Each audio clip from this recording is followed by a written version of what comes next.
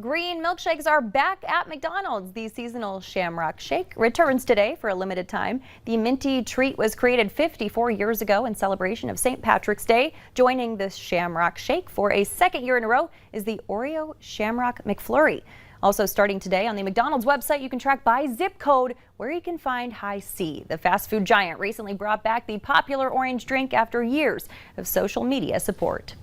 Chevy expanded its electric vehicle portfolio today with the new 2022 Bolt. It has the body of an SUV but runs on the technology that made the Bolt's EV the industry's first affordable long-range electric vehicle. Both are part of General Motors' plan to launch 30 new electric vehicles globally by 2025. It's also the first Chevy vehicle to offer Super Cruise, a hands-free driver assistance system for enabled roads.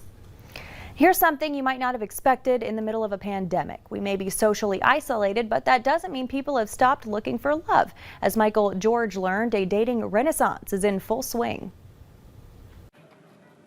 If you're wondering whether the pandemic squashed romance, it's time to meet Jen and Michael Rumble. They met on the Match dating app just as COVID-19 was gripping the nation. Their first date was in Jen's North Carolina backyard. After that, we were together like every day, playing tennis, going mountain biking, going boating, hiking, anything we could do outside where there wouldn't be a lot of people around. It's such a universal desire to have companionship.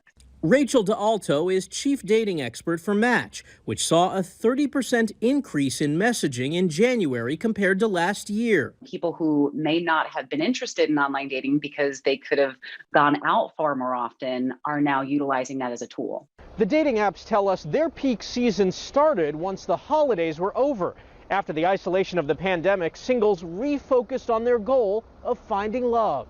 OkCupid has also seen a surge of activity and says if there was ever a stigma attached to online dating, those days are over. You get more questions now if you're single and you're not on an app. Your friends are like, well, what's wrong with you? It worked for Jen and Michael, who had each been married before. They initially felt guilty to have found happiness in the midst of so much hardship. We didn't even really share with anyone when we first started dating and seeing each other a lot because we felt guilty almost. Yeah, you didn't want to tell anybody. After meeting in March, by August, they were engaged. They married in October, proving that even the coronavirus is no match for Cupid. Michael George, CBS News, New York. During its peak season, Match reported about 1.6 million messages a day being exchanged on its app. Still to come on Valley News Live at 4, examining the pushback against COVID restrictions, why certain people are more prone to disobey the rules.